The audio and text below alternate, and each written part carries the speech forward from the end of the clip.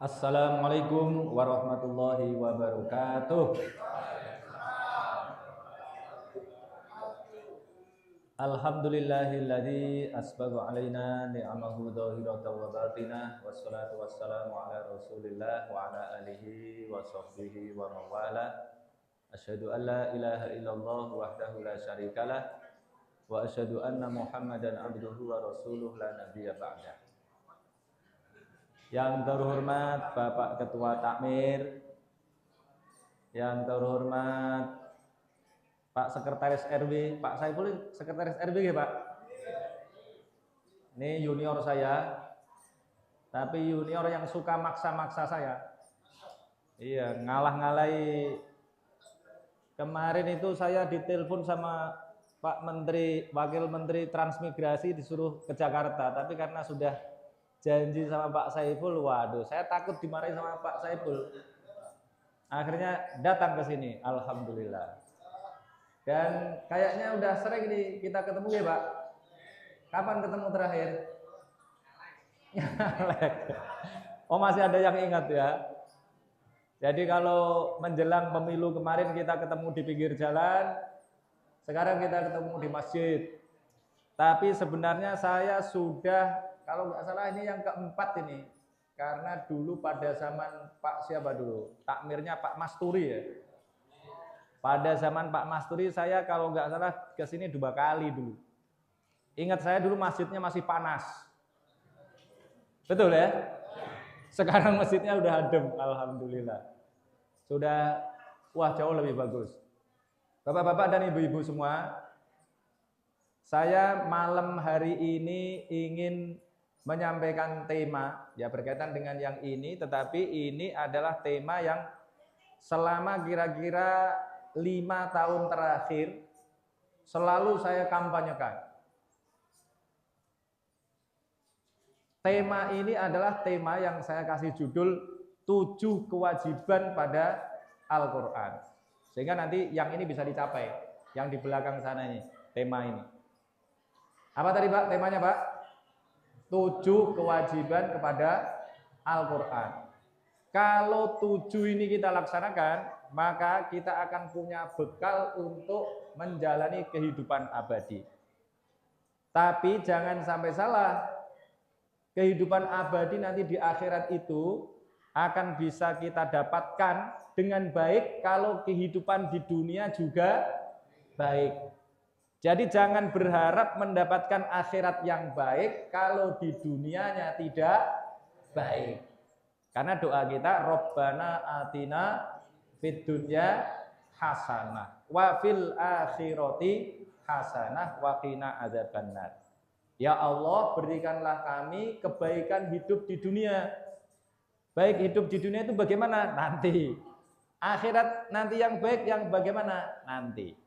Nah, 7 kewajiban pada Al-Quran ini saya kampanyekan terus, tidak hanya di pesantren saya, tapi juga kemana-mana. Seperti tadi itu, siang itu saya tadi diundang oleh Balai Besar Penangkapan Ikan di pinggir laut sana.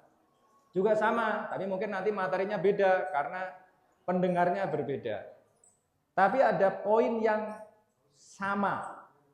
Yang pertama, 7 itu, jadi 7 kewajiban kita pada Al-Quran. Yang pertama adalah membacanya. Yang kedua, mengartikan, yang ketiga menghafalkan, yang keempat mengerjakan, yang keempat merenungkan dulu ya, merenungkan, kemudian setelah merenungkan mengerjakan, setelah itu yang keenam adalah mengajarkan, dan yang ketujuh adalah memperjuangkan. Ibu-ibu masih ingat Bu? 6, 7 ini apa? 7 ini apa? 1 Bu?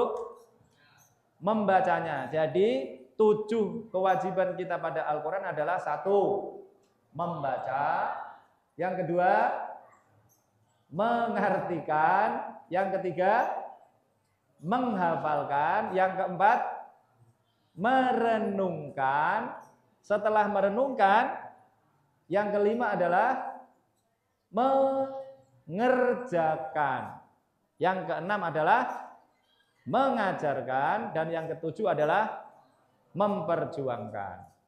Nanti kewajiban ini ada yang wajibnya adalah wajib ain, fardunya fardu ain, tapi ada yang fardu kifayah. Fardu kifayah itu harus ada beberapa orang yang sesuai dengan rasionya. Misalnya bapak-bapak dan ibu-ibu di sini ada yang guru, wonten ya guru. Yang guru mana ini yang guru? Mana Pak Guru 1, cuma 1. Itu Pak Kepala Sekolah kan?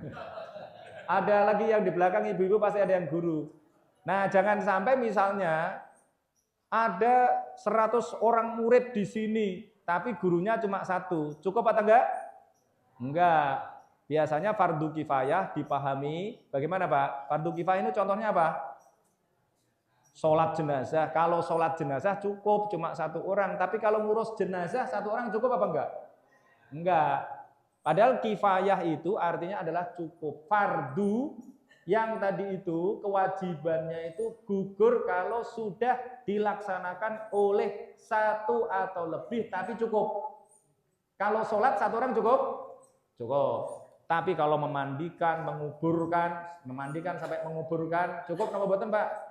Enggak, berarti tidak kifayah. Berarti yang fardu kifayah cuma sholat tok, tapi ngubur tidak cukup hanya 1 orang. Minimal berapa Pak? Minimal 4 menurut saya, hitungan saya minimal itu. Karena kalau gotong dari keranda diturunkan ke liang lahat aja, yang di atas berapa? 2. Yang di bawah 2. Berarti fardu kifayahnya berapa orang? 4. Berarti kalau di sini ada 100 orang murid, gurunya berapa Pak? Minimal ya 4. Minimal itu minimal. Jangan sampai gurunya tidak cukup. Itu namanya fardu kifayah. Nah Bapak-bapak, yang pertama tadi apa? Kewajiban pada Al-Quran apa tadi? Membacanya. Bapak-bapak sudah membaca Al-Quran hari ini? Ada yang belum? Ada? Ada yang belum? Ada. Nah, membaca Al-Quran itu harus kita jadikan sebagai kewajiban. Karena Al-Quran berasal dari qoro'a, kemudian diserap ke dalam bahasa Indonesia. Quran itu diserap ke dalam bahasa Indonesia menjadi apa Pak? Koran. Loh, Koran itu bahasa Arab loh. Ya kan? Koran itu dari bahasa Arab, kemudian diserap ke dalam bahasa Indonesia jadi Koran. Tapi kalau Quran tulisannya Arab, dari kanan ke kiri. Kalau Quran tulisannya dari mana ke mana? Dari kiri ke kanan. Bedanya apa? Kalau Quran itu lebar, tulisannya kecil-kecil gitu. Nah, kalau baca Quran ada suaranya apa enggak? Kalau ibu-ibu, bapak-bapak baca Quran ada suaranya apa enggak? Enggak. Kalau baca Quran yang bagus ada suaranya atau enggak ada suaranya? Harus ada suaranya. Jadi kalau orang baca Quran kok pakai suara, malah bisa-bisa dianggap wong edan loh gitu. Tapi kalau baca Quran enggak ada suaranya, jangan-jangan dikira enggak bisa baca Quran malah gitu. Dan memang kenapa baca Al-Quran harus ada suaranya? Al-Quran kalau dibaca dengan menggunakan suara itu beda. Dan memang cara membacanya begitu. Harus ada suaranya dan membacanya harus dengan cara yang benar. Cara yang benar itu bagaimana? Cara yang benar itu harus sesuai dengan tajwid. Kalau dibaca sesuai dengan tajwid, maka akan menghasilkan, kalau bahasa saya itu, akan menghasilkan puisi yang sangat indah. Misalnya apa Pak? Puisi yang sangat indah itu. Bapak-bapak dulu kita waktu SD diajari berpuisi gitu. Nanti kalau saya baca puisinya bilang cakep ya. Jika ada sumur di ladang, bolehlah kita menumpang mandi. Oh, kurang banter. Jika ada sumur di ladang, bolehlah kita menumpang mandi. Cakep, cakep dewe ya kan. Jika ada umur yang panjang, bolehlah kita berjumpa lagi. Itu rimanya apa? I dan I. Nah, Al-Quran juga harus kita baca begitu. Ini karena nuzul Quran, misalnya bapak-bapak. Ayat yang pertama apa? Ayat yang pertama diturunkan apa Pak? Al-Alaq. Al-Alaq bagaimana cara bacanya? Iqra bismi rabbikal ladzi khalaq. Khalaqal insana min alaq. Iqra wa rabbukal akram. Alladzi 'allama bil qalam. 'Allamal insana ma lam. Itu bagaimana? Qaf, qaf, mim, mim, mim. Ya kan? Nah, maka bapak-bapak dan ibu-ibu, kalau baca Al-Quran, ujung-ujungnya ini harus diperhatikan. Misalnya, ini saya tunjukkan bahwa Al-Quran itu puisi yang sangat indah. Indahnya itu luar biasa. Ngalah-ngalahi orang-orang yang paling pinter pada saat itu. Contoh, bapak-bapak yang paling hafal surat apa? Yang paling hafal Pak? Qulhu, ya boleh. Kita baca bareng-bareng. Qul huwallahu Allahus lam yalid walam yakul lahu kufuwan. Berakhir apa Pak? Ad. Ya kan? Indah apa enggak? Indah. Apalagi yang paling hafal Pak? Masa qul tok? Apa Pak? Anas, qul a'udzu birabbin malikin ilahin min syarril waswasil alladzi yuwaswisu fi sudurin minal jinnati. Apa akhirnya Pak? Lo as. Apalagi? Yang paling hafal apa Pak? Guru-guru surat apa? Surat Al-Asr misalnya. Kan karena kalau mau pulang sekolah biasanya bacanya surat Al-Asr ya kan? Tapi bapak-bapak ini catatan ini, guru-guru ngaji di sini, saya sering mendengar surat Al-Asr ini dibaca dengan tidak tepat. Coba, ini di sini anak kecilnya mana ini? Saya tes dulu. Bacanya gimana bacanya? Biasanya dibaca begini. Wal asri innal insana lafi. Nah itu tidak pas. Bacanya yang tepat adalah wal asr innal insana lafi khusr illal ladzina amanu wa amilus solihati wa tawasau bil haqqi wa tawasau bis sabr. Akhirnya apa tadi?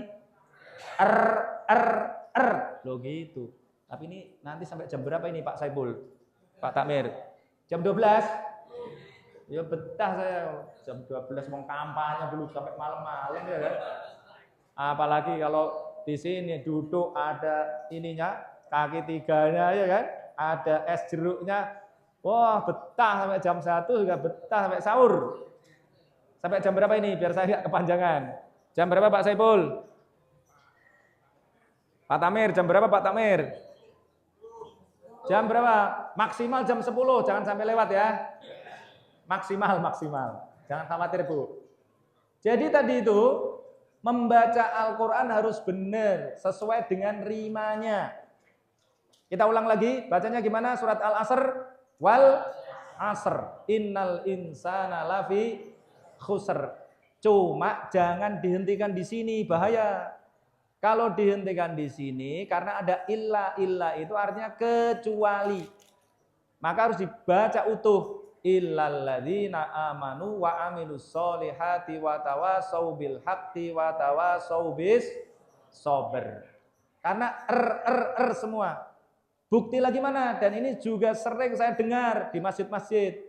Nanti di sini jangan sampai begitu. Semoga enggak begitu.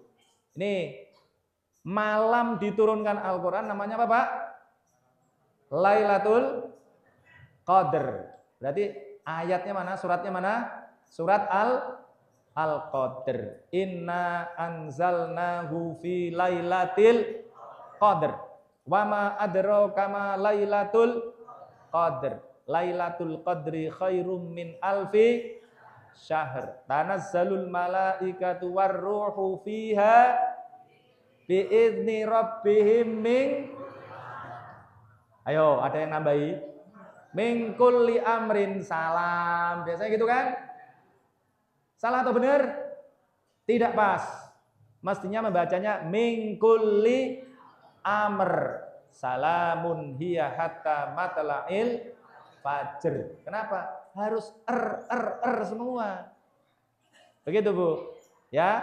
Jadi harus semua seperti inna a'toinakal kautsar fasholli li rabbika wanhar inna syani'aka huwal abtar. Semua begitu. Indah Al-Qur'an itu. Lagi yang sering saya dengar tidak pas lagi itu surat Al-Lahab. Itu tabbat yada abi lahabiu wa tab ma aghna anhu maluhu wa ma kasab sayasla naron. Itu zatal lahabiu, ya kan? Sayasla naron zata lahab wamra'atuhu hammalatal hatab fi jidha hablum mim masad. Loh, beda kan? Kalau dibaca bener rasanya aja beda. Walaupun nggak ngerti artinya. Intermezzo. Walaupun nggak ngerti artinya, tapi kerasa bahwa Al-Quran itu adalah ayat-ayat yang isinya adalah kalimat-kalimat yang sangat indah. Begitu. Maka anak-anak ini, kalau yang mbah-mbah, bapak-bapak, udah nggak apa-apa. Tapi nanti anak-anaknya, cucu-cucunya, nanti diajari yang benar. Maka saya ini ngompori Pak Saiful. Pak Saiful ini anaknya kan mondok di tempat saya. Yang nomor berapa Pak Saiful? Nomor 2 itu. Kamila itu mondoknya sama anak saya di Rembang sana. Saya kalau di sini bikin pesantren untuk mahasiswa di belakang rumah saya. Di Ngalian samping kampus UIN. Tapi kalau yang SMP SMA ada di Rembang. Anak saya 2 di sana udah. Ini sama anaknya Pak Saiful di sana. Nanti kalau ada yang mau mondok di sana juga, ya saya berharap sekali agar nanti bahasa Arabnya bagus, baca Qur'annya bagus, nanti bisa menjalankan 7 kewajiban pada Al-Quran. Kewajiban pertama apa, Bu? Sekali lagi, membaca. Jadi membacanya gitu ya. Membacanya harus dengan benar. Kenapa begitu? Ini karena sampai jam 10 lumayan. Saya terangkan ini biar bapak-bapak dan ibu-ibu nanti semakin semangat membaca Al-Quran. Kenapa membaca Al-Qurannya kok harus yang indah begitu? Karena Nabi Muhammad dulu hadir datang pada masyarakat yang pintar atau goblok? Pintar atau bodoh? Pintar atau bodoh, Pak? Wah, kok masih ada yang jawab bodoh? Nabi Muhammad itu hadir pada masyarakat jahiliyah. Tapi jahiliyah itu artinya bukan bodoh. Salah itu kalau diartikan bodoh. Jadi jahiliyah artinya di situ artinya adalah fanatik. Nah, orang kalau fanatik jadi goblok. Oh gitu. Coba bapak-bapak, orang kalau fanatik, bapak-bapak tunjukkan sing bener iki lho. Kira-kira mau apa enggak? Enggak. Jadi kelihatan bodoh. Maka jahiliyah artinya bukan bodoh, orangnya enggak ngerti ilmu, tidak. Mereka itu adalah orang-orang yang sangat pinter. Saking pinternya nanti ada sebutannya sendiri. Jadi mereka itu adalah orang-orang yang pinter tapi fanatik. Misalnya apa misalnya? Makanya di sini jangan sampai ada. Kalau di Indonesia itu dulu yang sering muncul fanatismenya itu adalah NU dan Muhammadiyah. Gitu. Ini ada NU dan Muhammadiyah di sini. Ada kan? Yang NU jangan fanatik. Yang Muhammadiyah ya jangan fanatik. Ya contoh, kalau ini saya bisa dijadikan sebagai contoh walaupun masih lebih muda. Di sini bapak-bapak kan sudah senior, pasti pengalaman lebih banyak. Saya ini lahir dalam keluarga pesantren NU. Bapak saya punya pesantren yang di Rembang sana. Punya pesantren, bapak saya aktivis Ansor, ibu saya aktivis Fatayat NU. Lah saya kemudian menikah sama keluarga di sini. Ibu saya, mertua saya, Profesor Sri Suhanjati itu aktivis Aisyah, enggak baik-baik. Aktivis Aisyah Muhammadiyah Jawa Tengah. Tapi suaminya adalah NU. Bapak saya ngajar di Fakultas Kedokteran Undip, dokter spesialis mata dulu, tapi sudah almarhum tahun 2011. Kalau ibu masih ngajar di Fakultas Usuluddin UIN Wali Songo. Coba bayangkan Pak, saya dari keluarga NU, kemudian menikah sama yang ibunya Muhammadiyah, tokoh Muhammadiyah, bapaknya orang apa? NU. Gimana itu? Orang Muhammadiyah sama NU tidur, punya anak 4, yang 1 saya nikahi. Coba kalau saya fanatik gimana? Kalau bapak saya fanatik, ibu saya fanatik, nggak jadi anaknya, ya kan? Di samping rumah saya itu tinggal di samping kampus UIN, itu ada namanya Bu Umul Baroroh. Umul Baroroh itu mantan ketua Aisyah Jawa Tengah. Suaminya adalah apa itu namanya? Suriah NU Jawa Tengah. Loh, anaknya banyak itu. Nah, ini kalau fanatik-fanatik nanti umat Islam tidak maju. Nanti urusannya cuma kunut ora oleh. Sing siji mengatakan kudu kunut misalnya. Tahlil ora oleh, ya kan? Nanti saya jelaskan siapa yang mesti tahlil itu. Ya. Bapak-bapak dan ibu-ibu tadi, jahiliyah itu artinya bukan goblok, tapi artinya adalah fanatik. Nah, mereka itu adalah orang-orang yang pinter-pinter. Saking pinternya, mereka itu bisa membuat syair-syair yang indah. Maka Nabi Muhammad diberikan kitab suci yang kalimat-kalimatnya sangat indah. Seperti siapa? Contohnya nih. Jadi para nabi itu diberi kehebatan yang mengungguli kemampuan kehebatan umatnya. Misalnya Nabi Musa. Nabi Musa itu punya mukjizat. Mukjizatnya apa, Pak? Tongkat ajaib. Kenapa kok tongkat ajaib? Karena menghadapi para tukang sihir. Tukang sihirnya Fir'aun. Maka dikasih tongkat ajaib. Tongkatnya bisa berubah jadi ular. Bisa membelah lautan. Loh, itu karena apa? Yang dihadapi adalah tukang sihir. Kemudian Nabi Isa dikasih apa mukjizatnya? Bisa menyembuhkan orang sakit, bahkan sakit bawaan. Sekali di dalam Al-Qur'an disebutkan bisa menghidupkan orang mati. Kenapa? Karena yang dihadapi adalah dokter-dokter hebat. Karena yang dihadapi adalah para dokter hebat, maka Nabi Isa dikasih kemukjizatan, dikasih mukjizat bisa menghidupkan orang mati dengan izin Allah. Nah, Nabi Muhammad karena menghadapi orang-orang yang bisa bikin puisi, maka dikasih Al-Qur'an. Tapi Al-Qur'an ini nilai puitisnya itu luar biasa di atas kemampuan orang-orang pada saat itu. Orang-orang yang memiliki kemampuan bersyair namanya para penyair. Kemudian diabadikan di dalam Al-Qur'an ada surat Asy-Syu'ara. Surat Asy-Syu'ara itu di juz 19. Para penyair. Para penyair itu adalah orang-orang yang majnun.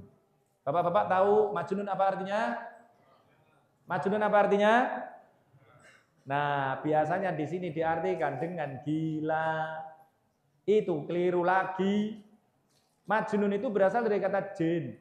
Kemudian diserap ke dalam bahasa Inggris menjadi orang yang pinter banget. Nih Pak Guru, yang IQ-nya di atas 140 namanya apa Pak? Jinius. Jadi jinius itu berasal dari bahasa Arab jin. Nah, orang karena nggak ngerti, orang kok pinternya kayak ngono. Wah, orang itu kerasukan jin. Maksudnya begitu. Jadi orang kalau gini ya, ini kepercayaan nih. Orang kalau pinternya kok luar biasa karena mereka dulu nggak punya tes IQ, maka kemudian disebut wah majnun. Majnun artinya bukan gila, majnun artinya adalah jenius. Nah, orang-orang yang tadi itu pandai bersyair tadi itu dijuluki sebagai jenius. Nah, Nabi Muhammad maka dituduh majnun karena apa? Karena Nabi Muhammad ngaku sebagai rasul. Rasul itu mendapatkan wahyu dari siapa, Pak? Dari Allah melalui malaikat Jibril. Nah, maka ketika Nabi Muhammad menyampaikan wahyu Allah, maka kemudian mereka mengatakan, kira-kira bahasa kita karena ngejek, mat, kue iki ora nabi, tapi kue iku penyair. Kamu itu memang jenius, tapi bukan nabi. Paham, Pak? Maksudnya sampai di sini, Pak? Jadi majnun artinya apa? Jenius. Kayak saya lah misalnya, ini biar gampang lagi. Misalnya begini, karena saya jadi penceramah malam ini, itu kan oleh Pak Saiful kira-kira saya dianggap pinter, kira-kira gitu. Terus malam ini saya bilang gini, bapak-bapak dan ibu-ibu, tadi itu saya barusan mendapatkan wahyu dari Allah. Kira-kira bapak-bapak, ibu-ibu, percaya apa enggak? Percaya apa enggak? Enggak. Tapi bapak-bapak dan ibu-ibu kemudian mengatakan pada saya, dan ya bukan tapi, dan kemudian bapak-bapak mengatakan pada saya, Pak Nasi, sampean itu memang pinter, mungkin jenius. Lah gelarmu itu ono doktore barang, kira-kira gitu. Sampean itu memang jenius, tapi orang nabi. Kira-kira begitu. Masa kemudian, Pak Nasi itu gila. Oh enggak, saya bukan gila. Saya pinter, iya loh. Kalau nggak pinter ya nggak lulus kuliah ya kan Pak. Kira-kira begitu. Nggak ngajar, nggak ada yang mau diajar. Tapi bukan nabi. Kalau saya ngaku nabi berarti ngapusi. Nah gitu. Saya juga nggak jenius. IQ saya paling juga nggak sampai 140. Anak saya aja yang makanannya sudah bergizi hanya 130. Anaknya Pak Saiful nih lumayan nih, IQ-nya tinggi juga. Udah diukur semua. Ya IQ-nya tinggi, paling tinggi lah seangkatannya di sana ternyata. Jadi ada orang sini yang pondok di tempat saya, IQ-nya termasuk yang paling tinggi. Ini anaknya Pak Saiful, alhamdulillah. Nah bapak-bapak dan ibu-ibu, tadi Nabi Muhammad mendapatkan wahyu tadi itu yang sangat indah. Maka kita kalau membaca juga harus kita baca dengan keindahannya. Itu berarti membaca Al-Quran dengan kualitasnya. Sekarang kuantitasnya. Bapak-bapak dan ibu-ibu, ini yang di sini rata-rata baca Al-Quran berapa, Pak? Sehari berapa? Sehari berapa, Pak? Setengah juz? 1 juz? Sehari 1 juz, Pak? Alhamdulillah. Jadi ceritanya begini. Membaca Al-Quran yang ideal, yang dilakukan oleh para sahabat itu bagaimana? Dulu, para tabi'in bertanya pada para sahabat, wahai sahabat Rasulullah, kalian baca Al-Quran dulu bagaimana? Kemudian dijawab, kami membaca Al-Quran khatam seminggu sekali. Ada Pak yang seminggu sekali? Enggak ada ya? Ya enggak apa-apa. Seminggu sekali itu caranya gimana? Berarti sehari bacanya berapa Pak kalau seminggu sekali? Gimana caranya? Caranya begini. Ditanya, gimana caranya seminggu sekali itu? Al-Quran ada berapa surat? Ada berapa surat?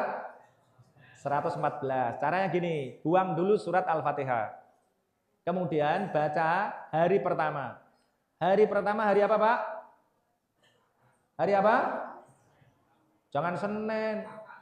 Hari Ahad. Wongkul huwallahu ahad. Ahad itu hari ke-1. Makanya kalau ngajari anak-anak ini yang guru-guru ya, ngajari anak jangan Senin, Selasa. Salah itu. Karena Senin artinya berapa? 2. Ahad itu 1, Senin itu Isnain itu 2. Habis Senin apa? Selasa itu bahasa Arabnya Sulasa. Jadi Seloso. Kemudian Rebo itu Arbi'a. Robiun, Rebo. Loh, orang Jawa itu bahasa Arab loh. Kemudian hari Khamis. Khamis artinya apa? Limo. Ya. Kemudian setelah itu hari apa? Jumat. Jumat itu artinya apa, Pak? Jamaah. Jamaah artinya apa?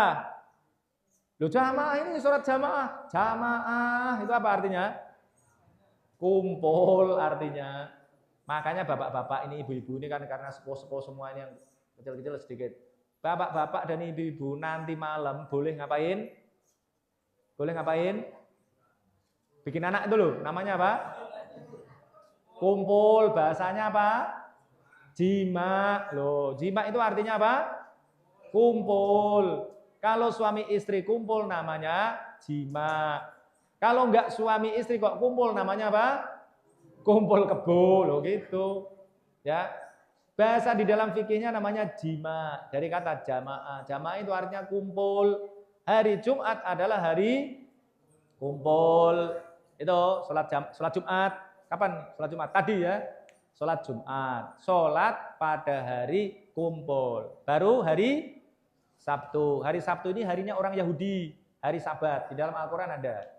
Nah, jadi hari pertama membaca 3 surat. Jadi ingat-ingat ya Pak. Hari pertama baca apa? 3 surat.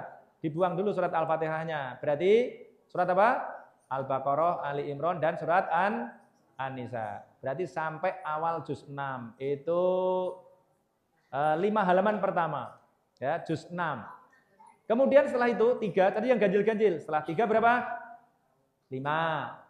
Berarti kalau 5, mulai surat Al-Ma'idah sampai surat At-Taubah. Di juz awal, juz 11, 6 halaman. Itu juz 11. Setelah itu berapa? Setelah 5? 7. Kan 3, 5, 7. Terus berarti berapa? 9 surat lagi. Terus 11. Terus 13. Setelah 13 itu sudah sampai juz 26. Surat Al-Hujurat. Nanti surat Qaf sampai surat An-Nas. Itu berarti khatam berapa kali? Seminggu sekali. Caranya gitu. Bapak-bapak berani ini? Yang 1 kali seminggu?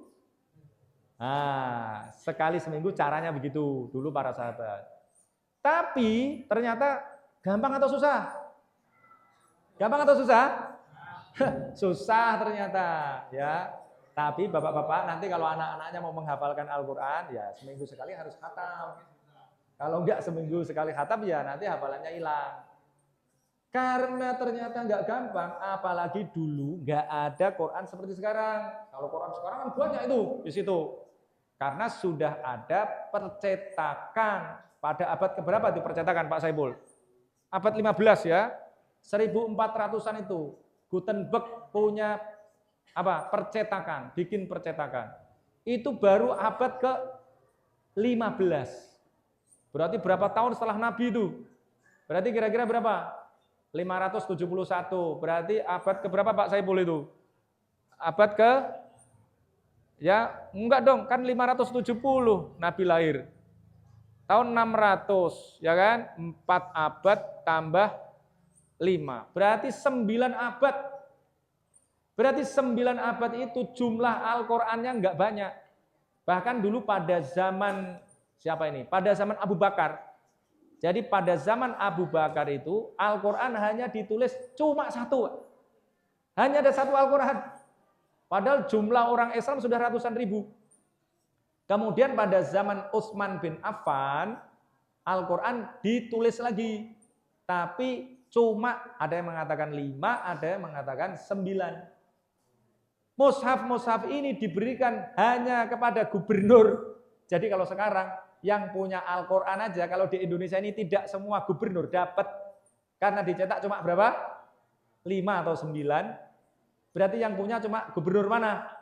Gubernur Jawa Tengah, Jawa Timur, Banten, mana lagi? DKI Jakarta, sama mana? Yang paling dekat? Gubernur Lampung misalnya ya. Cuma 5 yang punya. Lah terus bapak-bapak yang ada di sini gimana dong bacanya? Nggak bisa kan? Nah, karena itu kemudian diturunkan lagi. Al-Quran kemudian jauh setelah Nabi meninggal, kemudian dibagi menjadi, kalau tadi kan khatam sekali seminggu, kemudian dibagi menjadi berapa Pak? 30, ceritanya gitu. Jadi yang bagi ini bukan Nabi nih. Jadi kira-kira begini baginya. Kata-kata dalam Al-Quran itu jumlahnya 77.349 kata. Itu dibagi 30. Nah, jadilah sekarang juz itu. Berarti itu pembagian juz itu namanya apa, Pak? Namanya apa? Yang enggak dilakukan Nabi, tapi kemudian dilakukan oleh orang-orang sesudahnya. Namanya apa? Bid'ah namanya. Loh, bid'ah berarti boleh apa enggak?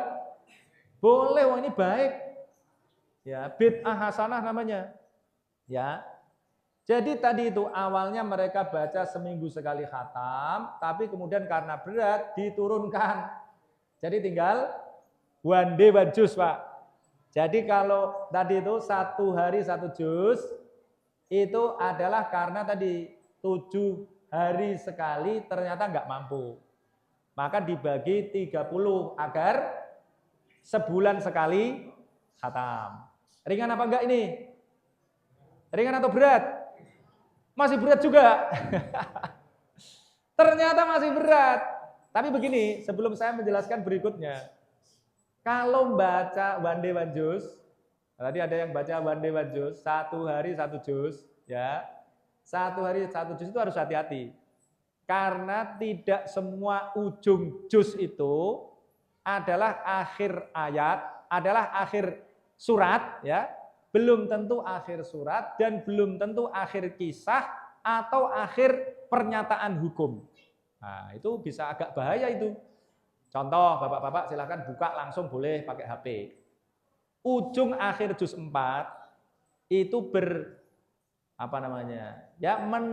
menjelaskan, akhir juz 4 itu menjelaskan tentang perempuan-perempuan yang tidak boleh dinikahi. Perempuan yang tidak boleh dinikahi jumlahnya ada berapa, Pak? Ada 14. Yang 13 ada di ayat terakhir juz 4.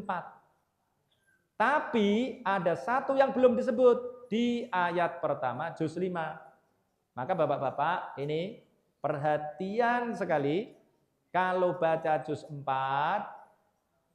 tambahi minimal 1 ayat. Kenapa?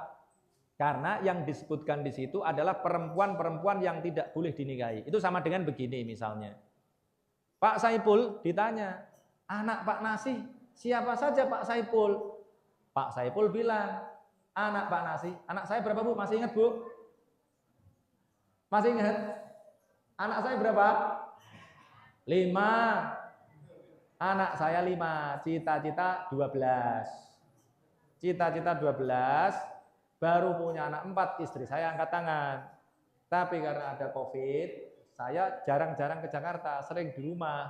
Akhirnya kecelakaan 1. Kecelakaan maksudnya kebobolan.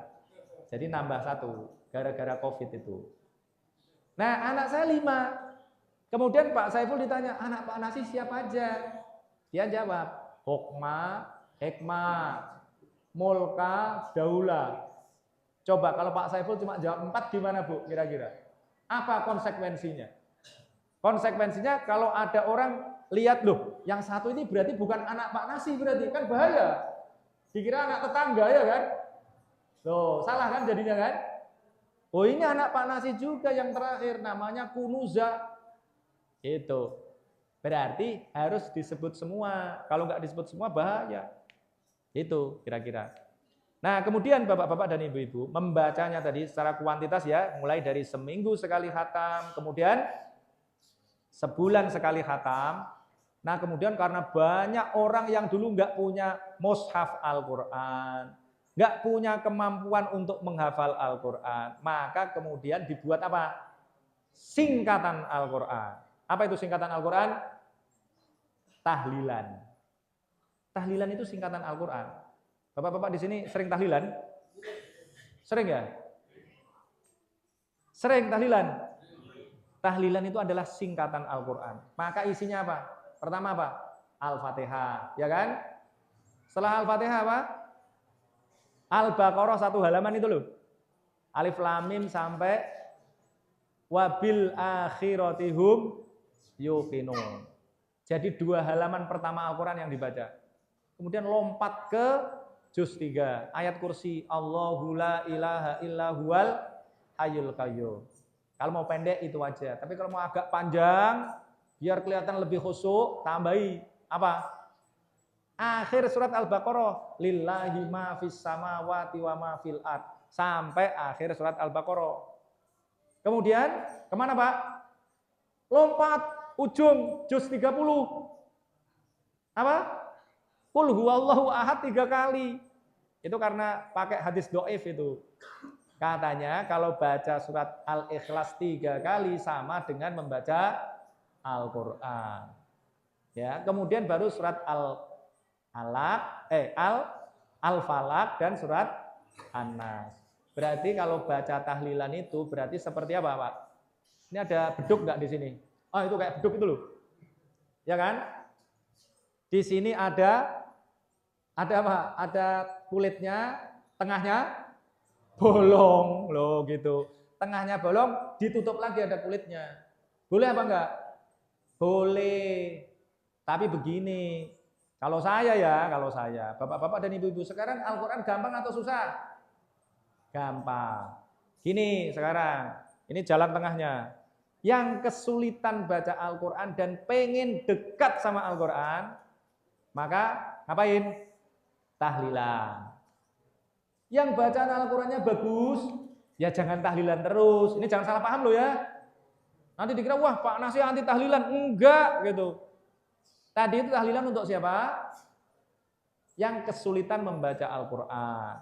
Yang bacaan Al-Quran sudah bagus, minimal berapa? 1 hari 1 juz. Yang duitnya banyak, kerjanya enggak keras gitu.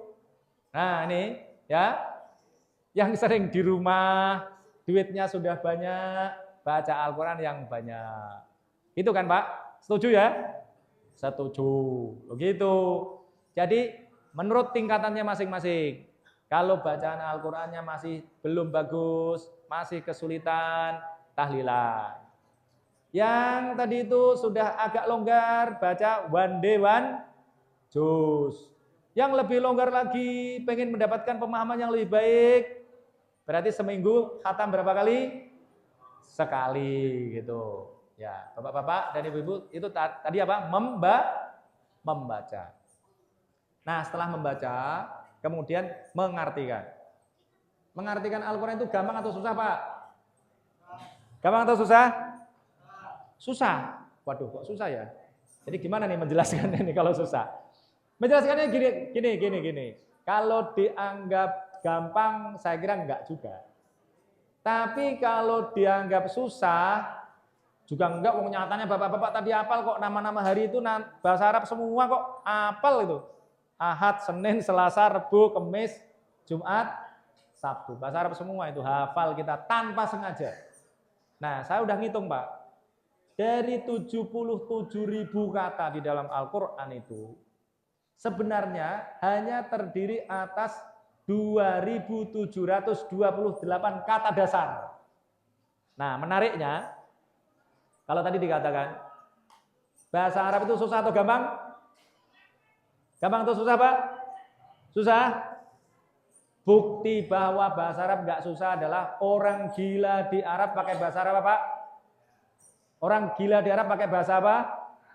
Pakai bahasa Arab. Berarti gampang atau susah, Pak? Loh, itu kalau kita haji atau umroh, ya. Kalau haji atau umroh di sana ada orang Tegal, ada orang Bumiayu, ada orang mana lagi? Orang Madura.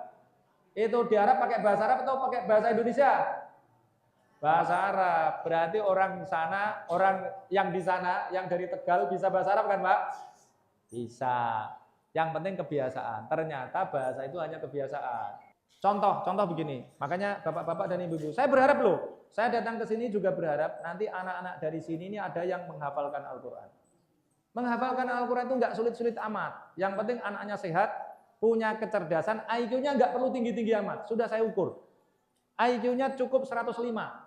Anaknya Pak Saiful lebih itu. Ya. Mas siapa Mas? Siapa? Agung. Pak Agung. Tirukan saya ya. Ini. Jadi kenapa kalau menghafalkan Al-Quran harus ngerti artinya dulu? Ini kita buktikan nih. Pak Agung nanti bisa menirukan saya berapa kali. Siap Pak Agung? Ya, oke. Siap ya? Lihat mulut saya. Kamu akan pergi, kamu akan mati di medan perang.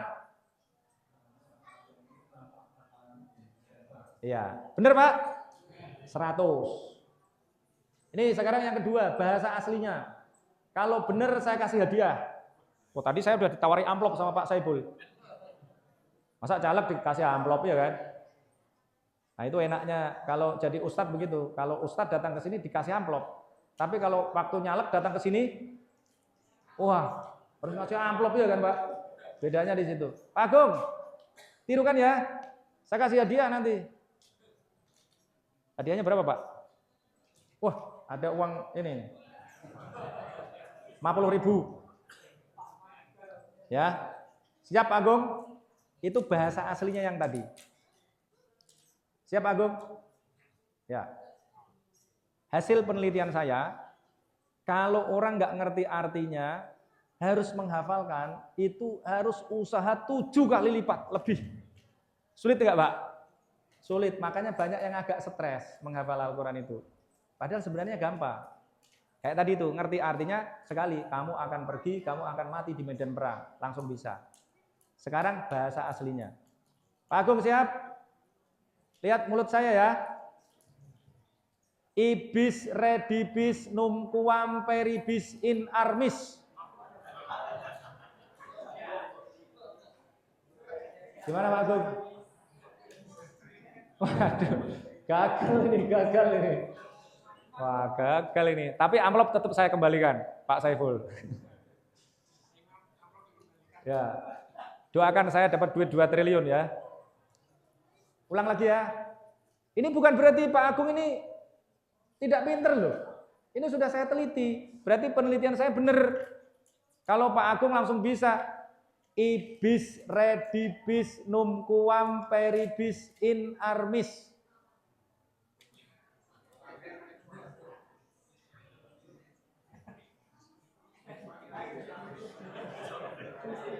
Loh, ya kan? 2. Nah, hitungan saya butuh 7 kali pengulangan. Coba bayangkan, anak-anak kita ini disuruh ngapalin sesuatu yang mereka nggak ngerti artinya, yang mestinya dihafalkan sekali hafal, harus diulang berapa Pak? 7 kali. Stres apa enggak? Ya stres. Makanya saya nggak mau begitu. Maka saya bikin metode tadi itu, artikan baru hafalkan. Nah nanti gampang. Nah ini karena sudah mau habis waktunya. Padahal kan ada 7 tadi ya Pak. Tadi baru apa? Membaca, mengartikan, menghafalkan. Setelah menghafalkan apa? Baru merenungkan. Merenungkan ini Pak. Merenungkan itu banyak sekali ayat yang dipahami secara keliru. Misalnya apa? Misalnya, Bapak-bapak ini biar ibu-ibu seneng ya. Biar ibu-ibu seneng nih. Misalnya, Bapak-bapak ibu-ibu sering dengar ayat begini. Laki-laki adalah pemimpin bagi perempuan. Sering dengar Pak? Sering. Itu kalau bacanya cuma begitu saja, itu menyebabkan pemahaman yang salah. Ini mohon maaf ini, saya mau menyenangkan ibu-ibu agar ya sesekali ibu-ibu senang. Bapak-bapak biar agak senap sedikit. Tapi biar lebih giat. Tujuan saya apa? Agar bapak-bapak rajin nyari duit. Karena biasanya Pak Ustadz menyampaikan, terutama pada ibu-ibu. Ibu-ibu ini duitnya sedikit dicukup-cukupkan. Nggak bisa begitu. Bapak-bapak kita semua ini laki-laki punya tanggung jawab, kata Al-Quran. Tidak hanya ar-rijalu qawwamuna 'alan nisa. Ini surat An-Nisa, halaman 3 juz 5. Paling atas ayatnya. Ar-rijalu qawwamuna 'alan nisa. Kalau dipotong gitu tok, kenaan wong lanang. Yang susah yang perempuan. Ada syaratnya itu, laki-laki jadi apa? Jadi pemimpin. Dijelaskan di situ, bima faddalallahu ba'dahum 'ala ba'd. Karena Allah telah melebihkan laki-laki dan perempuan sekaligus. Jadi laki-laki punya kelebihan, perempuan juga punya kelebihan. Kalau selama ini diartikan laki-laki punya kelebihan atas perempuan, enggak begitu cara mengartikannya. Cara mengartikannya laki-laki punya kelebihan atas perempuan, perempuan juga punya kelebihan atas laki-laki. Bahasa Indonesianya punya keunggulan komparatif. Nih misalnya, bapak-bapak dan ibu-ibu, kalau saya tanya, bapak-bapak dan ibu-ibu itu lebih kuat mana? Lebih kuat ibu-ibu atau bapak-bapak? Alhamdulillah. Secara fisik kelihatannya kuat kita ya kan Pak? Tapi coba bapak-bapak disuruh itu, ini sudah diuji itu oleh istri saya. Istri saya dokter spesialis anak. Coba disuruh hamil 9 bulan, kira-kira gimana? Kuat apa enggak? Enggak kuat. Wah, kalau itu enggak mungkin lah. Sekarang gini, kata istri saya ya, istri saya tadi itu sering melakukan riset, melakukan penelitian. Di antaranya yang diteliti adalah laki-laki. Laki-laki dikasih elektroda di sini, yang rasanya seperti orang melahirkan. Ibu-ibu, kalau melahirkan bukaannya berapa, Bu? Saat melahirkan, bukaan berapa? Berapa, Bu? 10.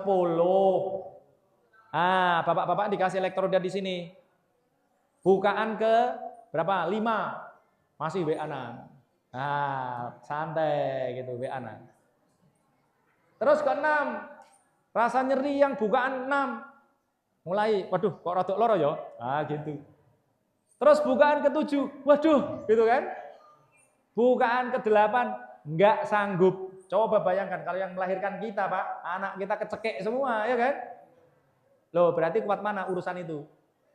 Ibu-ibu, saya ini alhamdulillah, saya enggak pernah bangun, gampangannya gitu ya, hampir tidak pernah telat bangun subuh itu enggak pernah. Tapi yang nggak pernah saya lakukan dulu, anak saya yang ke-1 sampai ke-3 itu, saya nggak pernah bangun Pak, kalau anak saya nangis. Padahal ibu-ibu, nangisnya berapa kali Pak anaknya Pak? Malam-malam Pak? Kita nggak kuat. Ngeloni anaknya kuat apa enggak? Enggak kuat. Berarti bapak-bapak kuat gendong kayu, anaknya digendong siapa? Ibunya. Berarti ibunya punya kekuatan sendiri. Oke, ini berarti sama antara laki-laki dan perempuan. Dan kenapa laki-laki jadi pemimpin? Ini ada ayat lanjutannya, wa bima anfaqu min amwalihim. Dan karena bapak-bapak memberikan nafkah kepada istrinya. Jadi ini ingat-ingat nih bapak-bapak. Kalau bapak-bapak ini para laki-laki tidak memberikan nafkah kepada istrinya, maka kepemimpinannya gimana, Pak? Batal. Loh iya, kalau laki-laki tidak memberikan nafkah pada istrinya, maka batal. Makanya istri itu kan dulu kita nikah, ada sigot apa namanya Pak? Sigot taklik, ya kan? Kalau saya tidak menafkahi istri saya, berapa bulan? 3 bulan berturut-turut, maka istri saya berhak untuk menggugat ke pengadilan. Berarti nggak sah itu kepemimpinannya udah. Sama dengan kalau saya misalnya, nanti saya nyalon anggota dewan. Saya janji pada bapak-bapak, bapak-bapak saya kalau jadi anggota dewan begini. Ternyata janji saya nggak saya penuhi. Saya sebenarnya batal nggak jadi anggota DPR? Batal. Wali kota janji, saya mau begini kalau jadi wali kota. Ternyata nggak dipenuhi. Secara de facto sebenarnya dia sudah nggak layak jadi wali kota, jadi pemimpin. Sama dengan kita Pak. Makanya kita laki-laki harus bekerja keras. Kalau cuma ar-rijalu qawwamuna 'alan nisa tok ya gampang, enak kita. Misalnya ngasih nih ibu-ibu dan bapak-bapak ya, memahami Al-Qur'an. Maka ini saya termasuk orang yang sebelum Pak Prabowo punya program MBG itu, saya sudah nulis agar pemerintah ngasih makan rakyatnya. Tapi sekarang ini pelaksanaannya masih jelek. Bapak-bapak dan ibu-ibu harus kritik. Tapi program makan bergizi gratis itu harus kita dukung, jangan sampai berhenti.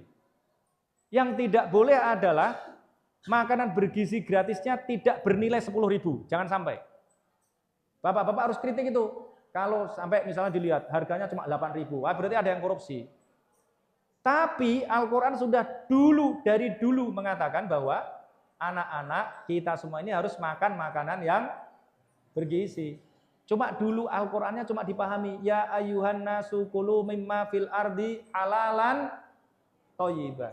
Kalau dulu saya kampanye, biasanya kan saya ngumpulin tuh bapak-bapak dan ibu-ibu ya. Saya tanya, sudah sarapan atau belum?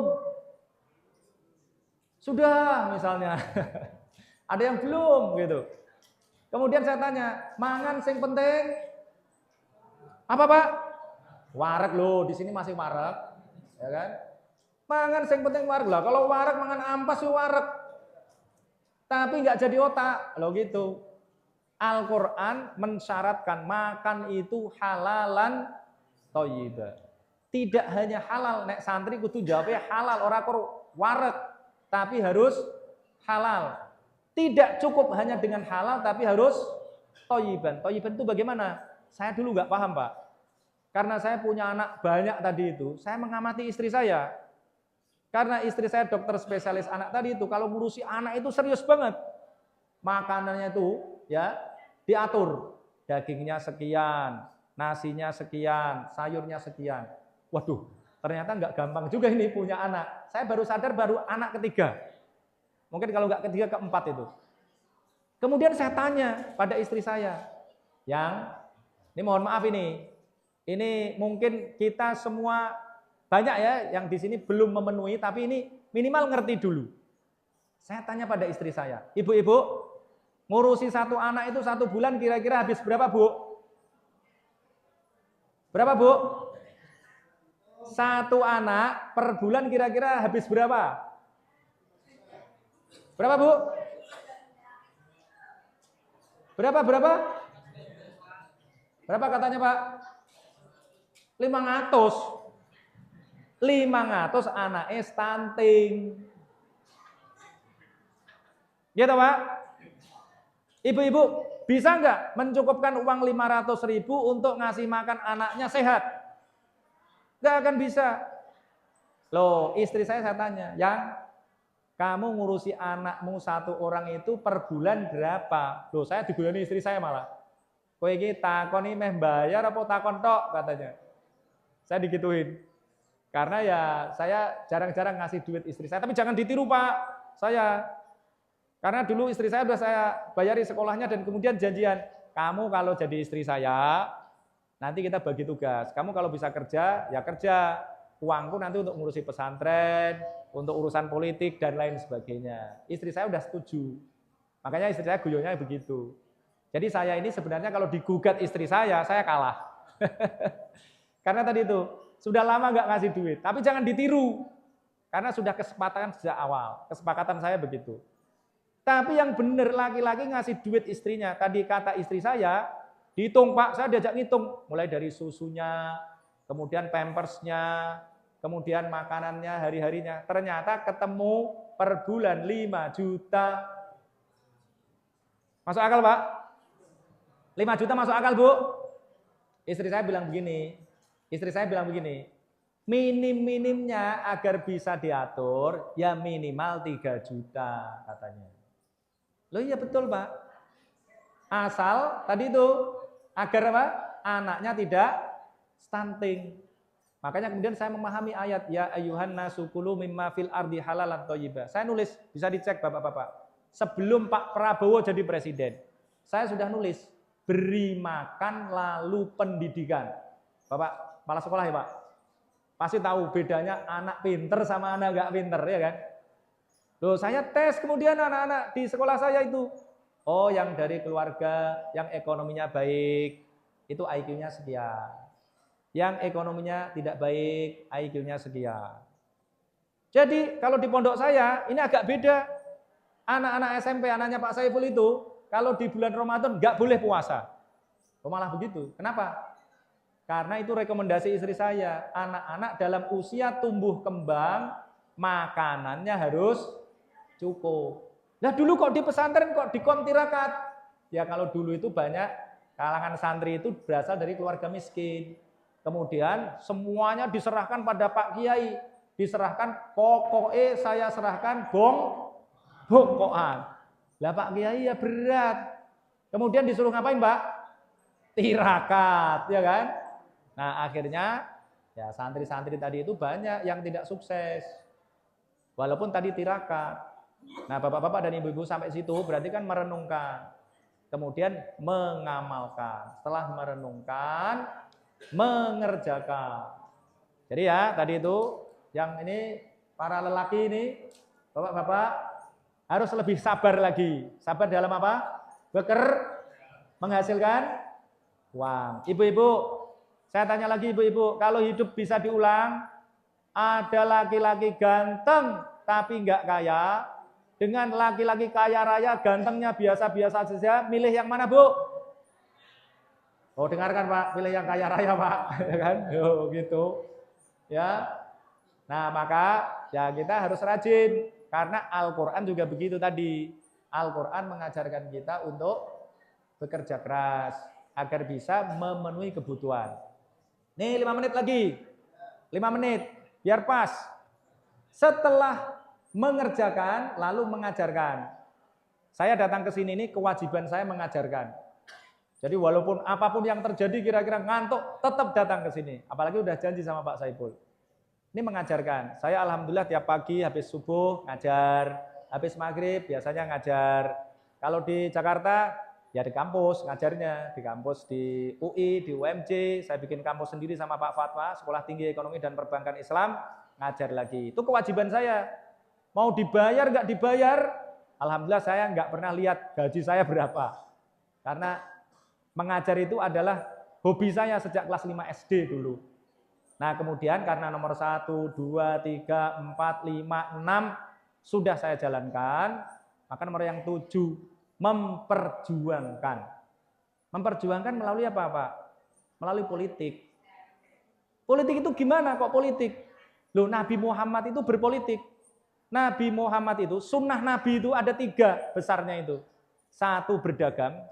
Jadi bapak-bapak, ibu-ibu, kalau mau mengikuti sunnah Nabi, sunnah Nabinya apa? Jadi apa Pak? Pedagang. Setelah itu ngapain Pak? Berdakwah. Setelah punya uang, berdakwah. Coba bayangkan kalau saya datang ke sini, diundang Pak Saiful. Mas Nasi, nanti ceramah di tempat saya, kemudian saya nanya, amplopnya berapa Pul? Kira-kira pantas apa enggak? Enggak. Iya kan? Jadi sunnahnya apa tadi? Nabi Muhammad berdagang.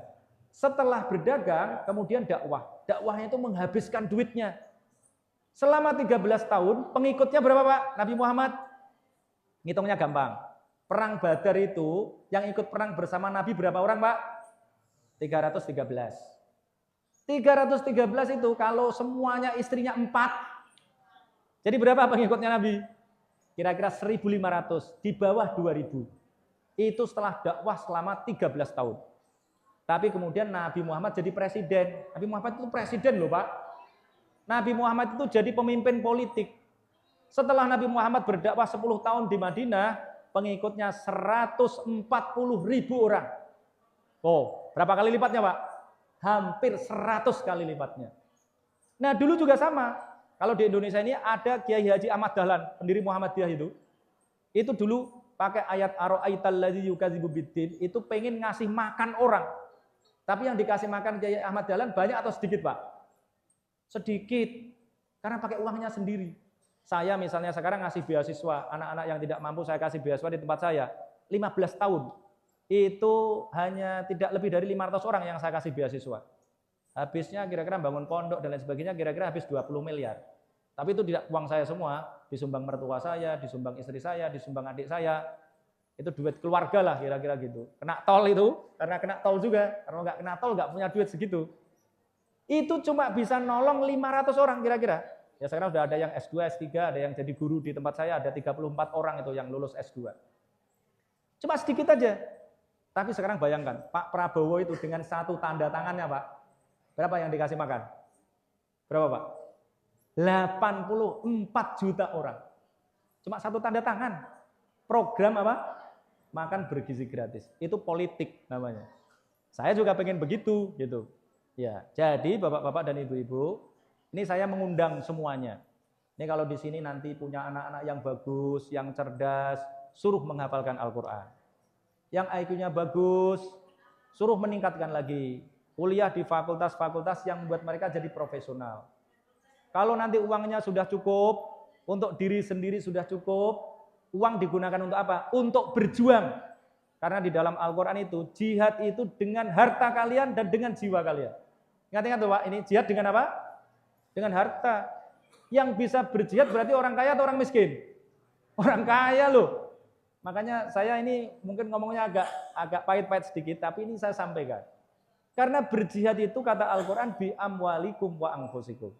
Nah maka bapak-bapak dan ibu-ibu, kalau nanti anaknya bagus, pinter, baik, dorong untuk berpolitik. Ya, pesan untuk adik-adik ya yang masih muda-muda, tadi baca Al-Qurannya harus benar. Nah yang emak-emak, yang mbah-mbah, nah anak-anaknya, cucu-cucunya dipersiapkan agar membaca, memahami Al-Quran dengan lebih optimal lagi. Wabillahi taufiq wal hidayah. Wassalamualaikum warahmatullahi wabarakatuh.